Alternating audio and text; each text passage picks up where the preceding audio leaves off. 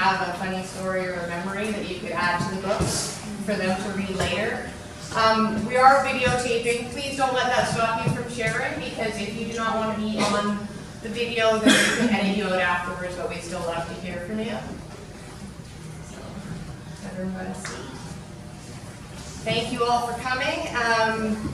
We're very honored to have Don's son Richard here with us today, which is great because he can fill us in on the first 60 years of Don's life. Well,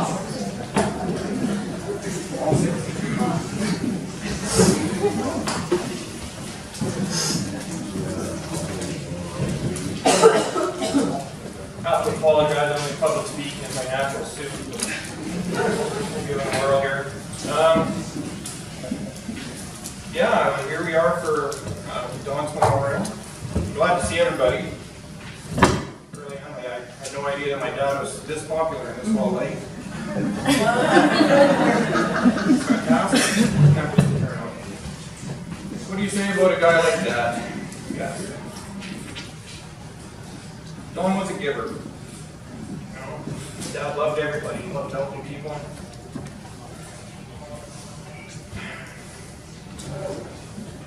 I know. He was the biggest influence in my life, obviously. From the time I was small, there's so many stories that I'll already start. You know, from giving me my first pocket knife and showing me how to do first aid. That happened about 10 seconds later when I sliced my thumb open. Learned the value of loyalty from my dad, because I lost that knife about a week later and he bought me another one. He told me not to tell Mom that I lost it. She would have been kind of pissed. Learned how to keep her mouth shut pretty well. Except the time he took me out and we had a 22, we were shooting holes in the bottom of cans, garbage cans, so that it would drain after the rain. So excited, Dad took me out and finally let me use his gun. So I went home and the first thing I did was tell Mom. She took the gun away from us both.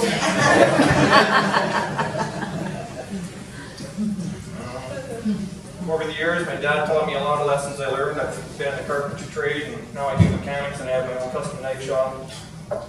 He taught me the value of hard work, and anything you want to do, you set your mind to it, and pick up some tools and do your thing. Whatever trade I always wanted to do, he was always so supportive. Didn't matter if I wanted to do anything. When I was 17, I joined the Army. I was in for that. I thought it was a good idea. Good thing I had a father like Don, because I already spoke, fluent profanity at that point. There is nothing a sergeant could say that would shock me. Some of those guys didn't even have the same temper. It was fantastic. It was like vacation. Don't worry about it. Dad was always a phone call away. He'd always be there for you. It didn't matter what you need. You phone him at 2 in the morning if you're having problems or got in trouble. Time in Medicine Hat, I actually drove a van through the entranceway of the church about 3 in the morning. Yeah, alcohol has been a factor in that one. So I phoned Dad and he came down and helped bail me out of jail and hired a lawyer for about $9,000 worth of a lawsuit on that one. Yeah, he was always there for you. Had a problem with authority. You had to snub your nose that it was all for it. That's good.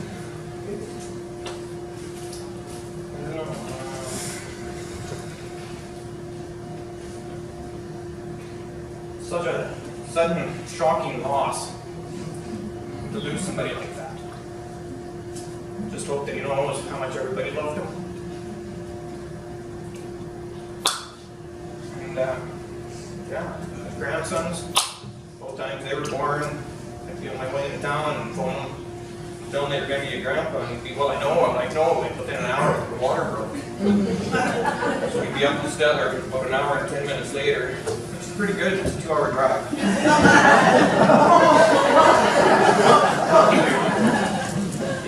Same thing with the second son in Medicine Hat. He had to come from Strathmore. He was there in 2 hours, 3-hour trip.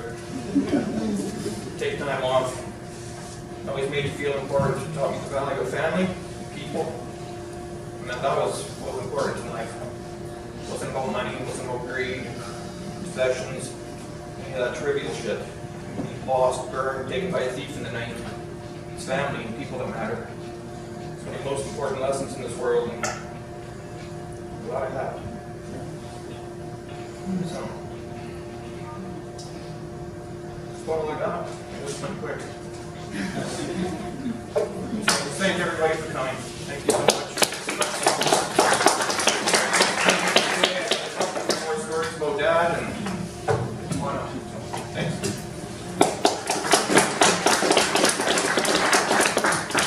Thank you, Richard. I think Don got here about 11 years ago. Scott, I think you were one of the first people that met, so you can fill us in a little bit.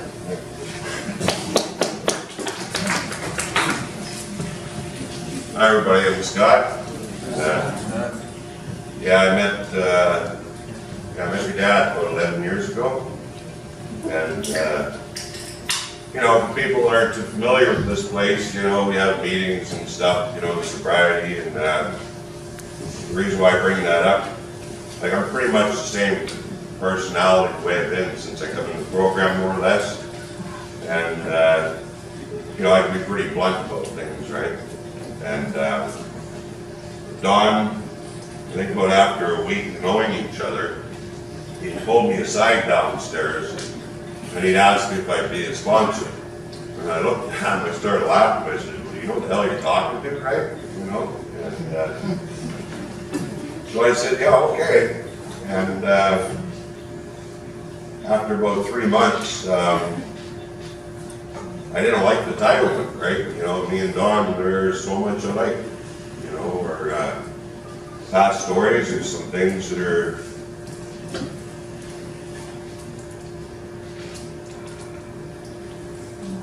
a lot of stuff about us is the same. And I don't like doing this kind of crap, right? Coming to services. I had my best friend that died a few years back and turned everybody off, but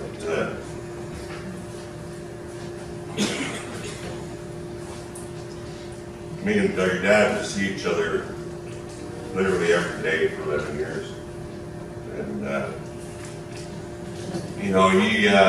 Don did what he did. He helped a lot of people, that going through odd problems. And we always talk about it. If one of us is angry, the other one kind of laughs, talks us out of it, back and forth with each other. Even silly things, the big high in our life that kept things so simple is the last couple of years was a bloody cigarette can sitting downstairs, and I'd grip down to the club, and he'd show up and grab a coffee, and the first thing we'd go up to the back and smoke a cigarette, and it's like playing hit the can. You can throw it, set it, get it in the can, hey? And Don's the same as me. If we got it, it was like got your favorite Christmas gift or something. We all laughed and excited. But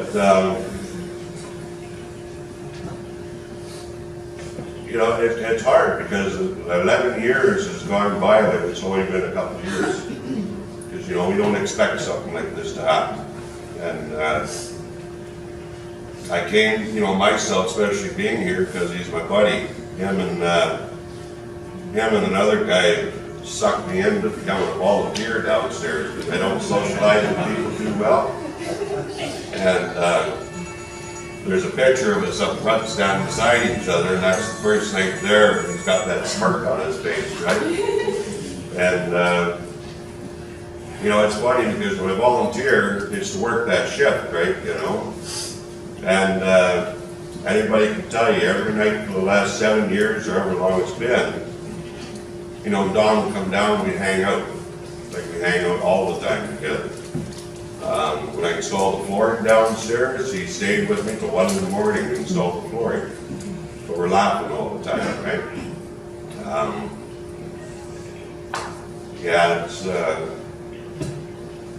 It's pretty tough. It's like I say, he's my best friend. And it's someone I'm going to really miss.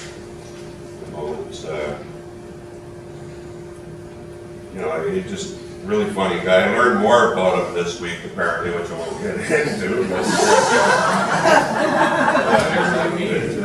yeah, totally, right? And, yeah. Thank God the cell phone's locked, we can't open it. We send each other pictures, right? Oh, Yeah. But I guess, you know, all in all, you know, people that don't know him too much, always very happy guy. You know, he'd take the shirt off his back. I know that we get a phone call from one of his tenants, our neighbors downstairs, you know, and he dropped 2 cigarettes off every morning, and he'd tell me about it, right? And, you know, he gave a darn about the littlest things, right? You know, a lot of people would just kind of like whatever. And he's a lot of fun, and I'm going to miss him. Thanks for letting me share.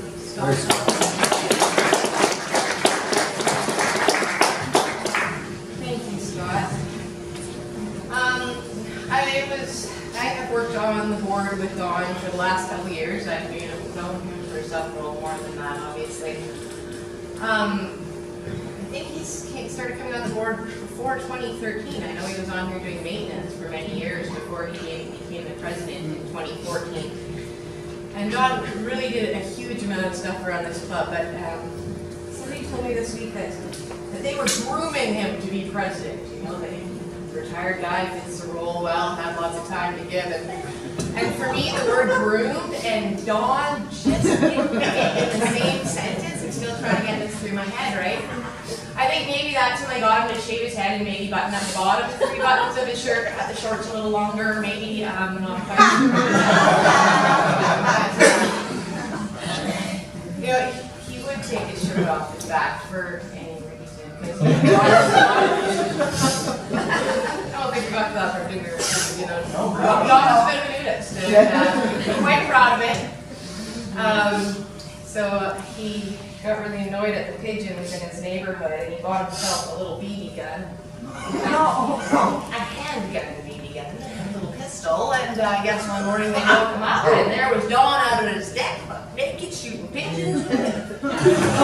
Needless to say, the police were called, which is probably a lot more in the last 10 years, it might have been before, but they were called and they sat him down and gave him a stern reprimand and said, you know, while it's not illegal, we don't recommend you run around on your deck naked waving a gun in the air. And that just suits Don. It's so it's so much down here. I have no idea how the heck we're going to fill the void that he leaves. He was always down here, whether it was driving the girls home, getting groceries for the kitchen, helping me in the office for some treasurer stuff. I mean, he was the president for 4 years, and he knew every in and out of this place, and I'm so lost right now. So lost. So, hoping you guys are all going to step up a little. To Don, though, it wasn't service work. Like lots of us look at these positions as service work, but the word work didn't really come into how he thought of it, because for Don, this was a labor of love. This club, he loved this place, and he loved us, and everything that he did to keep the doors open and to make sure everyone here was taken care of. I mean, he was a protector. When people and their boyfriends broke up, he would come down for all their meetings just to make sure things were copacetic. I mean, he had our backs, and especially us girls work in the kitchen and stuff too. Nobody was ever here alone. Don was always here, and he took care of everybody. And that was just incredible.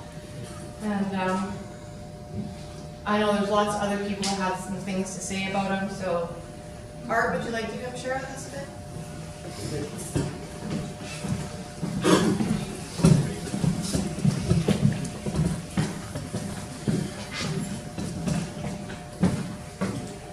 My name's Art. I'm really happy Don is my friend. I started coming here around the same time Don did. Been hanging around Neighborhood a couple of months before I realized that maybe the One Way Club had something to offer me, and he was one of the first people I met, helped convince me I should spend some time around here.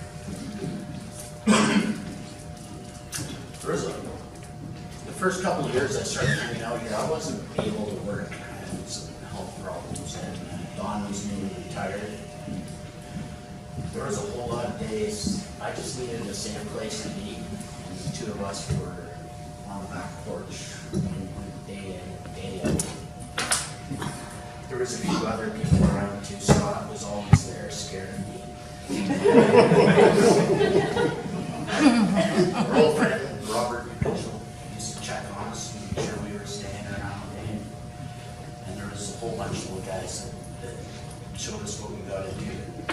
You know what everyone's already said about Don? Man, that's the friend I have. That's the guy I feel.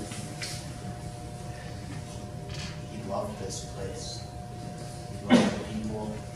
Cared about them. What Dina just said about it not being work good, that's the truth. That's who Don was. He was about helping so many people. He showed up to do things without being asked regularly. To help people that a lot of others just cast aside that we couldn't help them. He had an incredibly compassionate heart. He was a really good example of how to be a friend. He taught me what it really means to be a friend when he didn't even know he was doing it. I had my share of close calls in and out of the hospital, and he was one of those guys that always called to check and see if he could do anything for my family.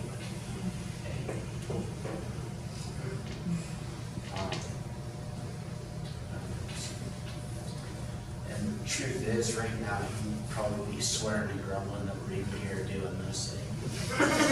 You know, he wouldn't want anybody making a big deal out of his life for the things he did, because he didn't think it was a big deal. That's just what you do. That's what Donnie was. Always good for a laugh.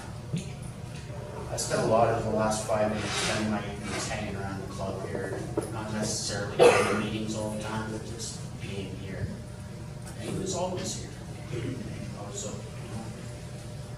good company.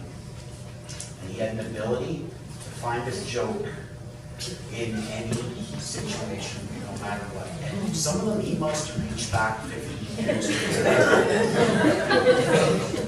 He was proud of his career, he was proud of his family. He was very happy about being a grandfather. He talked about that often. I hope that my life starts looking like his did. I just want to die sober, never hurting anybody, and trying to help other people. That's something we certainly would strive for. Thanks for sharing your time with us.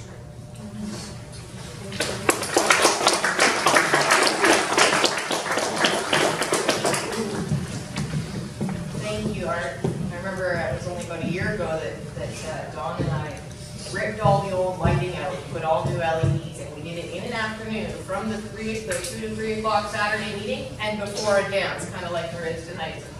Man, I couldn't believe it. Me and Scott and Dawn, we had this place just rocking.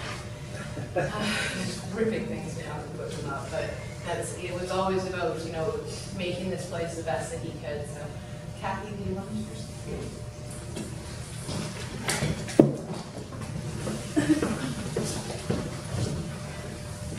Hi, my name's Kathy, and Dawn is a very close friend of mine. I need to read her book when I get lost. Dawn was kind, thoughtful, loving, and strong in mind and spirit. He was loyal and dependable. We met for the first time here at the One-Way Club over 10 years ago. I knew I could call Dawn for anything and everything, which I did. When my husband and I would have a fight, I would go to see Dawn, and he would listen to me whine about my problems, and then give me a shoulder to cry on. He helped me out of the kindness of his heart, and I know that I wasn't the only one he helped. He did this for many other women as well. He was a safe person to go to and talk to about hard things. One time, during a fight with my husband, I told a girlfriend about the yelling and breaking things. I was not feeling safe at home, and she was aware that my husband owned shotguns and pistols and felt she needed to call the police. As a result, the police went to my home to see if I was okay, but I had already left and was at Dawn's place. And since nobody answered the door, the police found my phone number and called me to see if I was okay. I told them that I was fine and I was with a friend, but they insisted on physically seeing me to make sure that I was all right.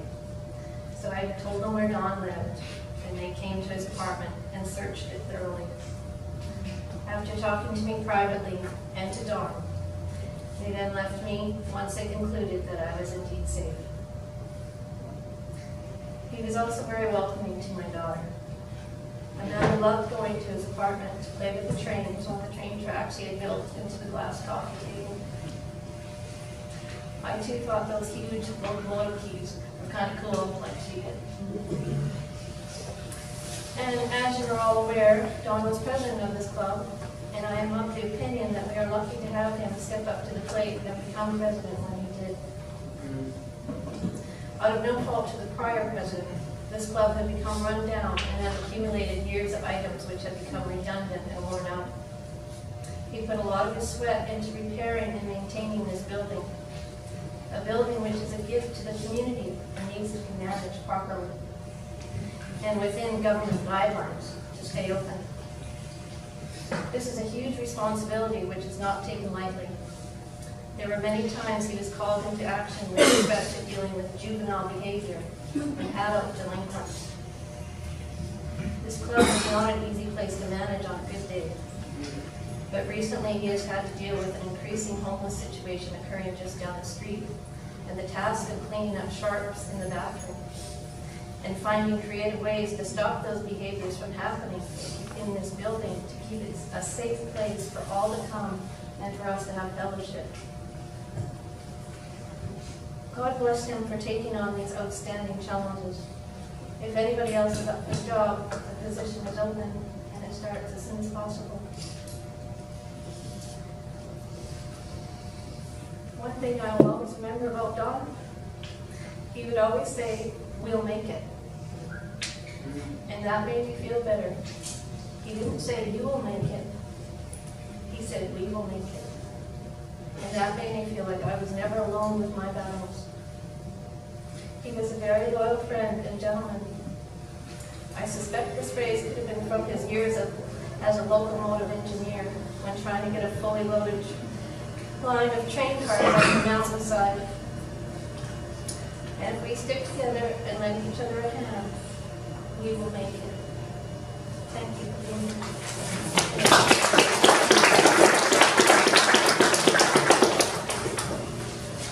Thanks, Kathy. I guess we can't say enough how much stuff that Don did here for everybody and for this club. I know last night my friend Duncan and I were cleaning the floors. We wanted it to be just beautiful for this service, and we were here till about 11 o'clock at night, and then I walked up for the first time by myself without Don, and I stood outside waiting for that alarm to stop beeping because I didn't know if I'd done it right. I was waiting and waiting for this thing to stop beeping, and then I realized, and Chris just put this on the list of things I need to do, is that the alarm contact is Dawn. He'll know a lot of things that we're going to have positions to fill here to help keep this place, the legacy that he's kind of created it. You know, he had this young attitude where he wanted to get all the dances and the fellowship and the stuff back going, kind of back to the glory days of what it was before, and making it a welcoming place for everyone, families, and all of the new people in sobriety. And you know, we've seen a lot of great changes in his time here as president. We've got the pool table revamped and the ping pong table and the kitchen downstairs. He's got new floors, and he was always working on the bathrooms. You know, he was always doing stuff here, and he will definitely be missed by many. I don't have any other people that I have planned to share, but if any,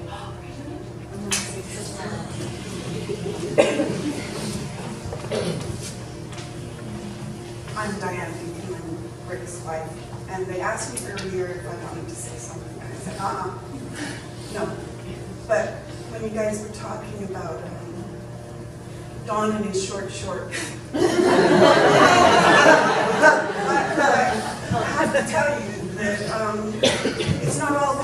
lost.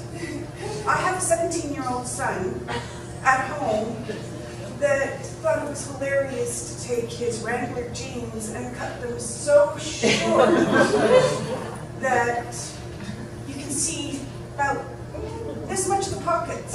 Now, he didn't come up with this creative idea. He came up with it from his Papa Don.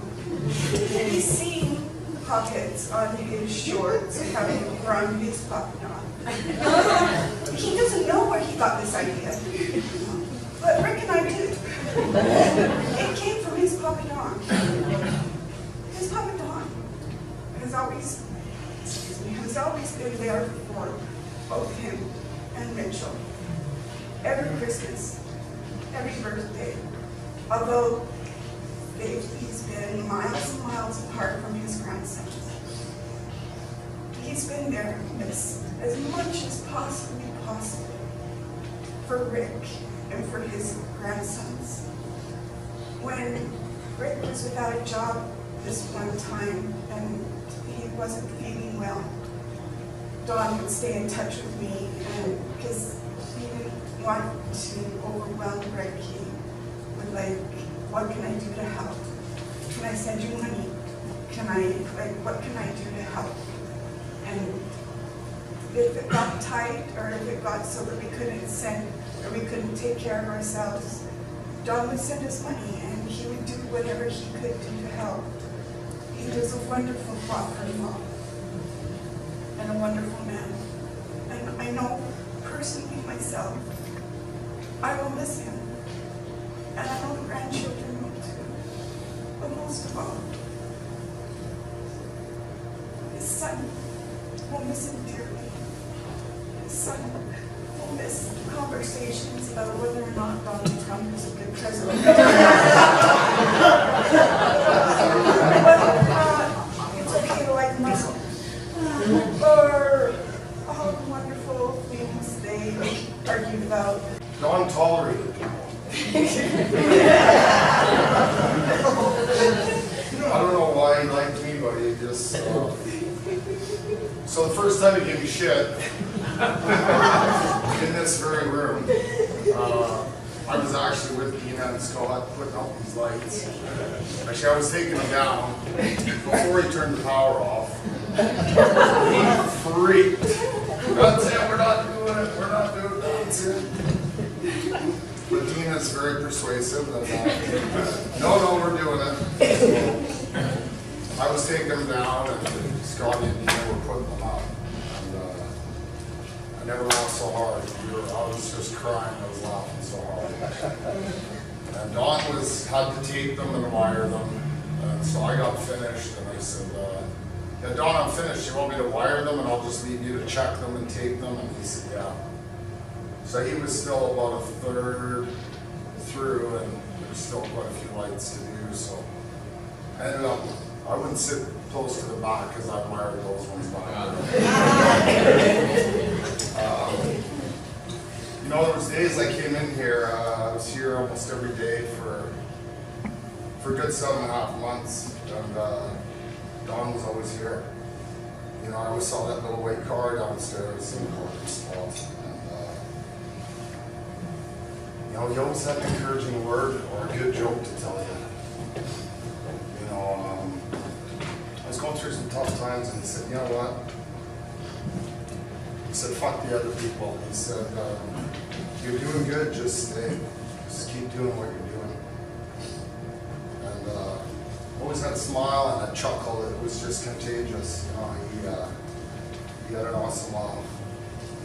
And I worked for CyberLink hauling containers for 5 years, so it was kind of a connection there. Did a lot of talking about trains, and he was just an awesome guy. You know, I only knew him 9.5 months, and I think he only gave me shit once. But, you know, probably deserved. But good guy, and just happy to have known him, and all the best. Thank you.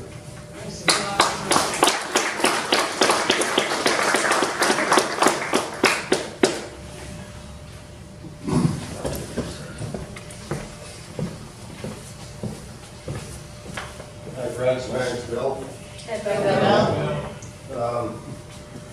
think it's every kid's dream, you know, wear that conductor's hat, is it not? I mean, I know it was mine, and but that never happened. Dawn, I got to know Dawn about 5 years ago. When I come through these doors, broken and busted. And I've just heard so many things tonight that just resonate exactly who he was. And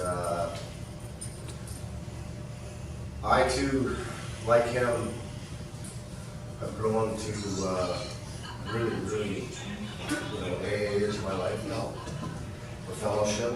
And just like Don, one of my good buddies who's here in this room mentioned a word the other night that really says who Don was. Don was a watcher, and he watched over all of us, you know, and he took care of us. And, you know, some nights I'd come down with the rent money and I'd be a bit short, and I'd feel pretty bad about it because we weren't that popular of a group, and we didn't have a lot of, you know, and I'd be a little short. And you know what Don would say, and somebody mentioned it again tonight. I'd mention, you know, I just didn't quite make it, and he'd look at me and he'd go, "At least you got the doors open, buddy." He says, "That's the main thing. You got the doors open," and he would say, "Don't worry, we'll be okay, right? We'll be okay." And as I was walking down those stairs, I'd feel a bit that I didn't do my job. But as I left the doors, he made me feel like, you did do your job. And I just, every time I'm driving home, you know, I'd be like, I feel better now, you know, okay, thanks, Don. And then the other night when I saw that on, you know, what had happened on social media, I felt selfish at first that something had been taken from me. Because, you know, our character defects, sometimes they kick in and, you know, you get that selfishness in you. From me, taken from me. And I had to sit back and go, "Bill, no, rethink this. Nothing was taken from you. You were lucky to have Don in your life to begin with." And I thought about it, and it was my higher power telling me that, you know, rethink, sit back. And when I did that, I knew it wasn't just me, it was everybody was lucky. Everybody was really lucky that we had Don for the time we did, and he did know everything. It's crazy because when you mentioned that, I flashed back to about a year and a half ago when we were sitting here.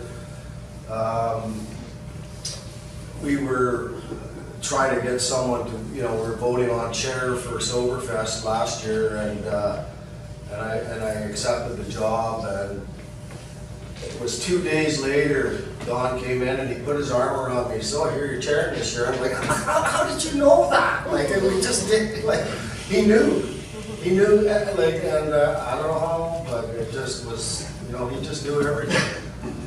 And but that's cool, because that's what a good president should do, is know everything and be involved in this room. And I'm sure there's somebody in this room or somebody that comes to these rooms that's going to fit the role. So, thank you.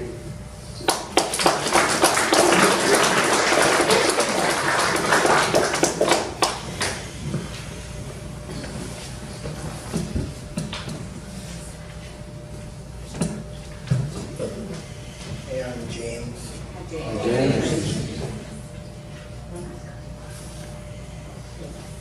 Thanks for sharing your dad with the day, like it's been said.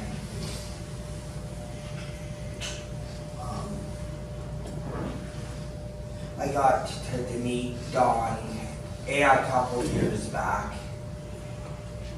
I didn't know whether I was coming or going. And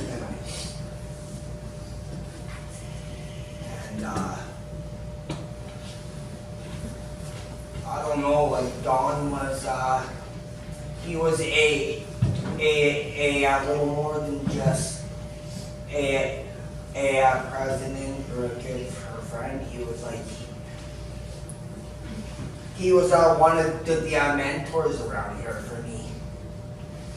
He was a mentor. And I remember running over to all the afternoon meetings in the beginning in the pouring rain, and he'd pull over. And I swear he knew, because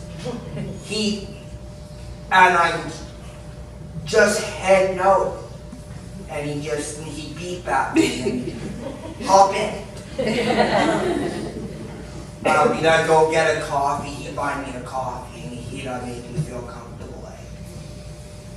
Because I was really insecure, and I wasn't.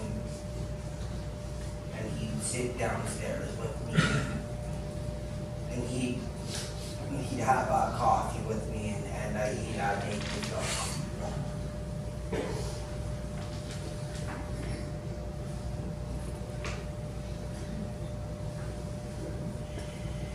He's like the true definition of what humility is. And I'm like trying to learn that, and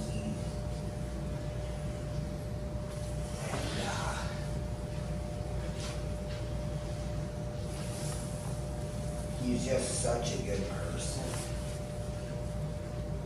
And it's but some of the stories, though, that was a little out of left field. But you know what, I can relate, because his mind was a little bit twisted, not like mine, right? I'm like, wow, you did that too? Half naked? He goes, oh yeah. But you know what? He didn't care about like what anybody around here thought. He didn't care what any of you or anyone thought. And you know what? I remember like a couple months back, I was having a hard time, and he's like, "Why do you even care what people think?" He goes, "Who gives up?" Alright? I'm like, you know, Don, I'm not sure if I'm this or... He goes, "Who cares?" And I was like, wow. You know what? And he also like, and I also... Like, I remember when I also met him, and he would like tell me stuff I didn't want to hear. I didn't really like that. That was when the friend stuff kind of came back a little bit, but you know, there was people like him who were the true definition, who like, he didn't ever say anything about anything, no way. Like in the fellowship, he never said anything about nothing. And he never overly, he just did. And he just like went on, and he had action behind all of his words, eh? And I don't know, man, I'm gonna miss him a lot. You know, I seen a little white car there the other day, and I'm like, oh, and I'm like, oh, wait a minute. Yeah. But you know what? I can hold that stuff. No. Thank you.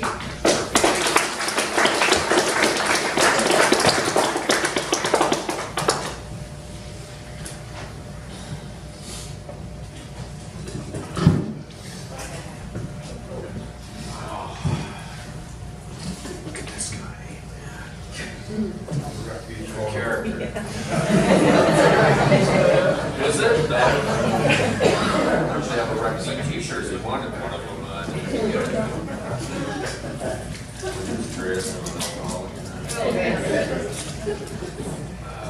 Carrie wants to say a few words too, but the speakerphone wasn't working too well. I'm gonna call her after I've said what I gotta say.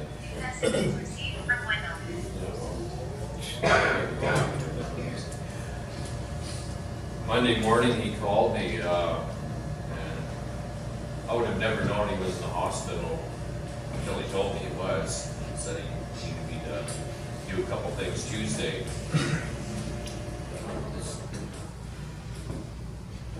This story about him making it to the hospital in time for the birth of the babies there. I went through something like that a couple of years ago myself. I was in good health, and Debbie's daughter's water broke.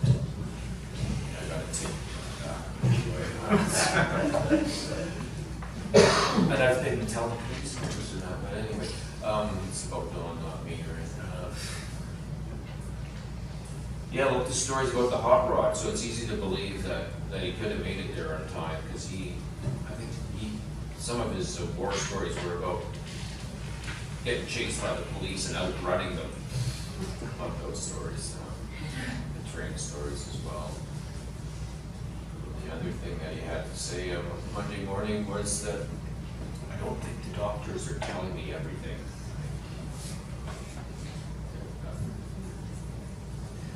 His sense of humor was definitely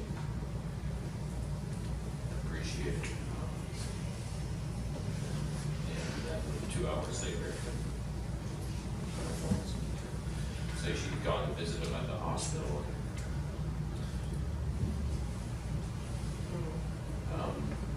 Yeah, gonna miss him. Big shoes to fill. Does anybody here could volunteer on a Wednesday night? That'd be great. That was his night that he filled in. Sunday night. He was here all the time, definitely. I mentioned the Trump thing. I brought that topic up with them, so I didn't bring that topic up anymore. But anyway, I'm going to call Carrie here now. I'm sure she's got a few words to say. She was a roommate of his for quite a few years. Figure this out here. This Chinese phone with backwards on it. Why would you buy a Chinese phone? They're all made in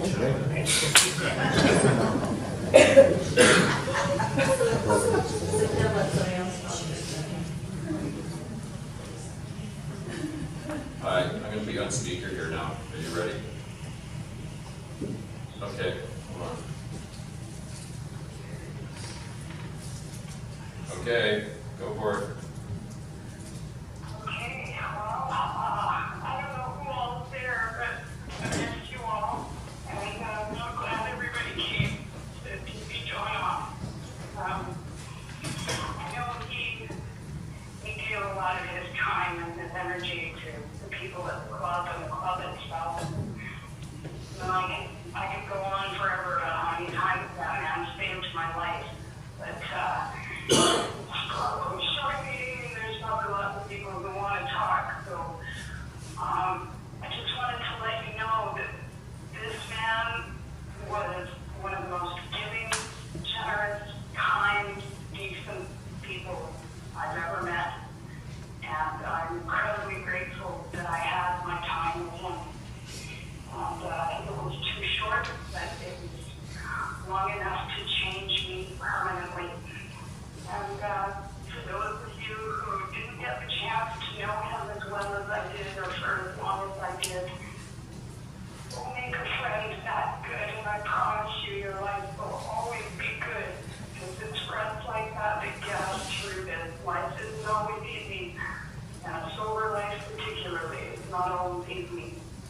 But if you can make friends like John, you can make it through. So thanks for giving me the chance to talk. And I hope you guys all enjoy his celebration of life. I'd give anything to be there with you, and I'm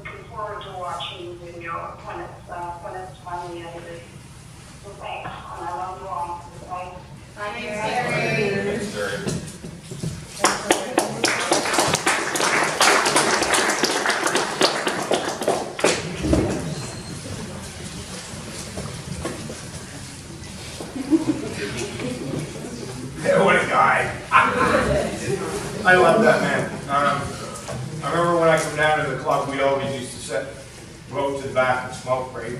And Don and me, my name's Jim, by the way. First thing we do is start telling jokes. And I'd come up with a joke, and then he'd come up with a joke, and then he'd start laughing at his own joke. And he laughed. I didn't really sometimes get the joke, but I laughed so hard because He's laughing at it. he's and I'm just howling about it. And when I first met Don, he had real long hair, and so I guess that was when he first came around.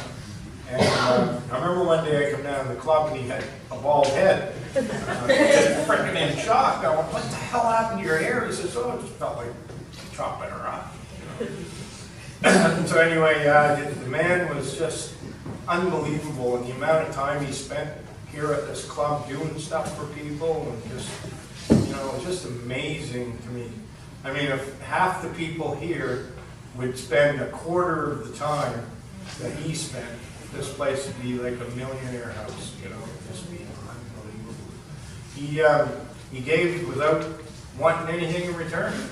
You know, he just never asked nobody for nothing. And he just had a heart of gold.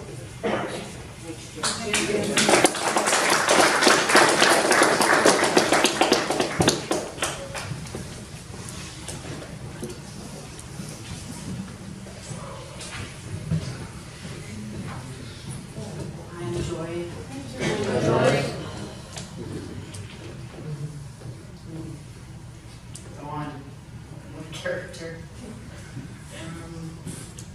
Don had that laugh and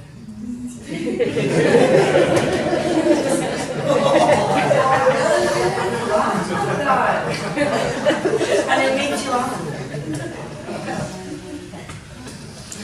You know, I met Don through the club here, but in the last 6 months I've had the pleasure of living in the same building as him.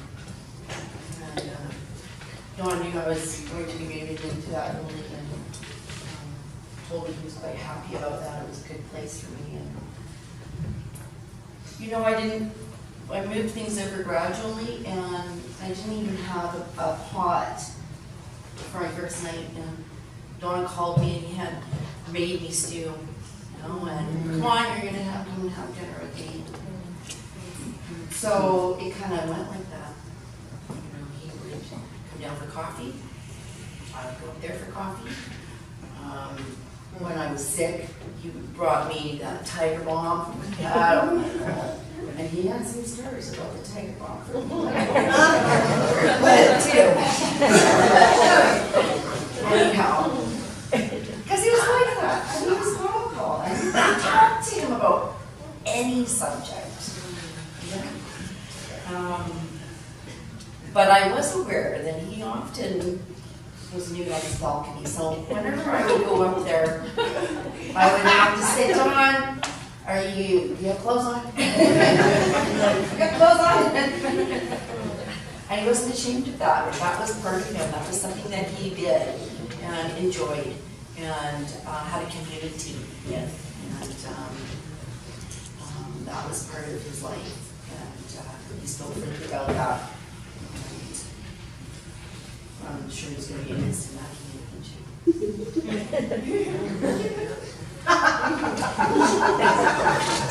As funny as it is, it's not funny. That was his community, right? He shared a lot of things with people. He talked to me about, I'm like, Don, well, you got to get out and do more things. Oh, I'm going to go for my meat swim. He told me all about it. It was great. It wasn't a sexual thing for me. It was more a community, right? But I was able to meet Rick coming home from work the other day, and he told me, asked him where garbage was. I mentioned that he was here because his father had passed away on Wednesday, and it was Don. Wow, and yeah, so we had a chance to have a chat, and his wife as well. And anyway. Yeah, Scott let me know the news. I was shocked. I had just talked to him. I had spoken to him on Saturday night when he was not feeling well. Part of me thinks if I had got a hold of him on Sunday, like I was having this aching thinking, call him, check on him, and then, no, Don's not gonna go to the doctor's today. Don was stubborn. Yeah. He was stubborn. He didn't want anybody to know that there was anything wrong with him. He told me a few weeks back when he was sick that he spent 3 or 4 days in bed, and maybe had 2 or 3 glasses of water, and I said, Don, I gave him crap because I said, Don, you're 70 years old, or almost 70 years old. Don't you do that? But you know what? He was the first person that come to when anybody else is having a problem. You know, I wish I could be like that. I wish I could be more like that for people. That when I go, so many people can say so much good things about me, because Don will not be forgotten. You know, and I think that's really what most of us want. We don't want to be forgotten. And this is a place that we'll come to recover. But he, you know, reflected that. He reflected that recovery, and he was patient and kind and accepting of everyone. And yeah, I could see that he was stubborn on a few issues, and I just didn't go there at all. No, I could tell when he was getting, you know, he was upset about something, and something was going on, and he was very firm on it, and I'm like, nope, not even talking, let's change the subject.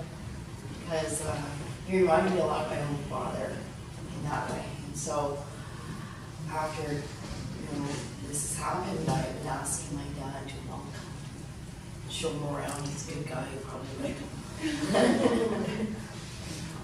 I'll get this done. And I think about him every day. And his presence still feels around me. Yeah. Anyways, I'm so happy that I was able to meet you, and I was able to put a face to some of the stories that I'm very sorry.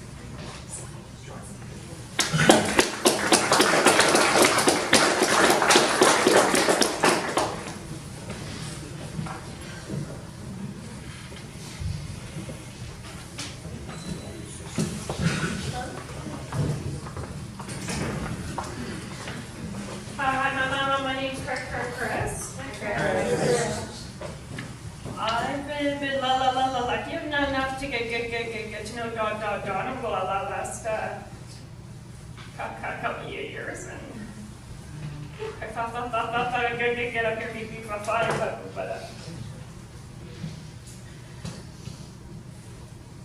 when you're talking about that hardware work thing, me and Don spent so many hours in that smoking and having coffee. So it's like we need a cardboard cut out with his puzzle players and stuff. And just one white coffee cup. So none of us drive by, we don't see them. You know, I'd always say, wouldn't it be nice if we did this? And he'd say, well, do it. One day the side is going to reorganize the back currency here. Because I wanted a space for the new stuff. And he said, fine, yeah, I'll get you the keys. I said, good. So I brought my toolbox with the drink. This is the bag. I said, oh, my driver and my screws and then good. Well, maybe I'll come see what next thing I know. I'm sitting having coffee. It's on top of that. Screwing this lock in for me. You know, I come to a lot of that night. Meetings, and this is silly, but. If he knew I was here at a meeting, he'd always save the last cup of coffee for me. Because he knew I like one for the drive home. And he saw me come in, he says, way down, I got your coffee. grab it, but before you go for your smoke, so I can wash this out. And that story about the pigeons. When I came, I said, how was your night go last night? He go, oh, it was this interesting. I says, well, why? He tells me the story about the pigeons, and we were crying. We were laughing so hard. But they said, John, what are you gonna do when they build the tower across the street from you? They're putting new part of the building. So people are going to be able to look right into your balcony. He goes, well, maybe I'll start charging them admission. So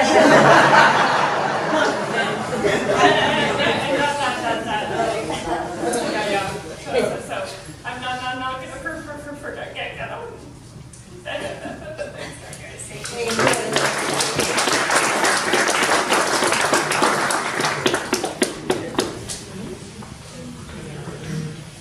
My name is Jody. I had the pleasure of meeting Don when I first came to Maple Ridge just over 5 years ago. I used to come here and he reminded me so much of my dad. The way he talked, the way he looked, and I'm so glad that I got to share your dad with you. Not as my dad. But just, you know, someone that cared about me and about how I was feeling, you know. I got the pleasure of being, I guess, like an employee of his for 4 years. And I'll always cherish the memories I have of him, the stories he would tell me, you know, the way he would joke around and laugh. And, you know, he was a very important part of my life, and I'm never going to forget him.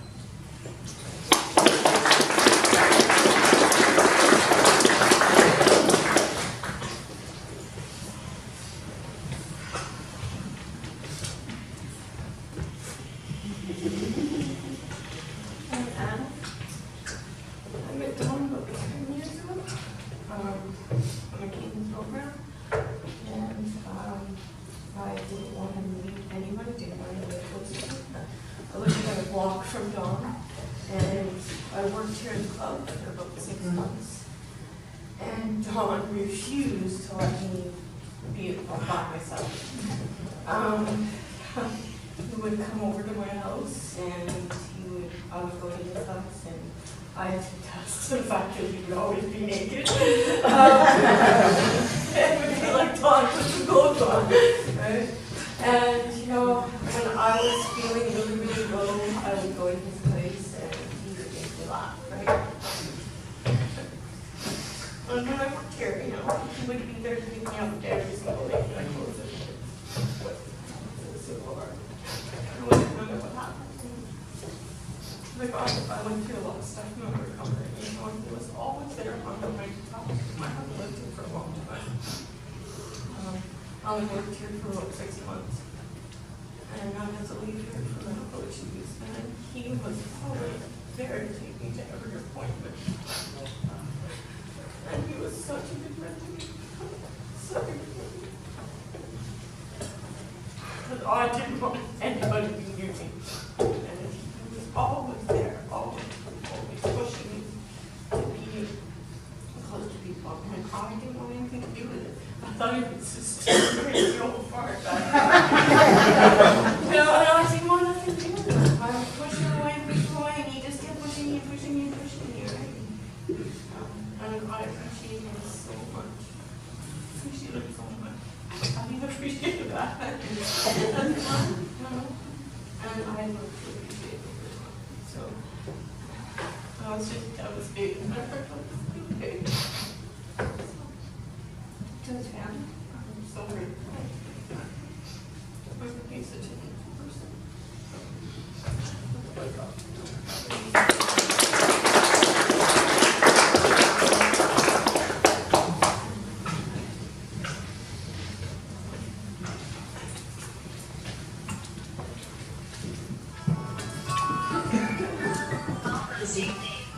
Anybody else want to share?